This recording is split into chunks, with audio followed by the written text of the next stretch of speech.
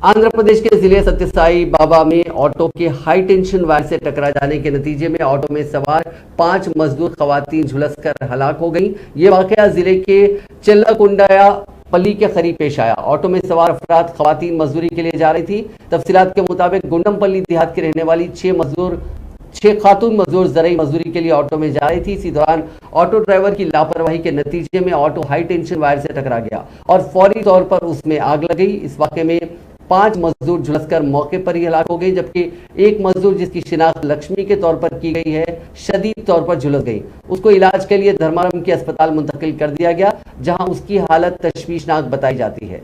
इत्तला मिलते ही पुलिस वहां पहुंची, जिसने इस सिलसिले में एक मामला दर्ज करके जांच शुरू कर दी।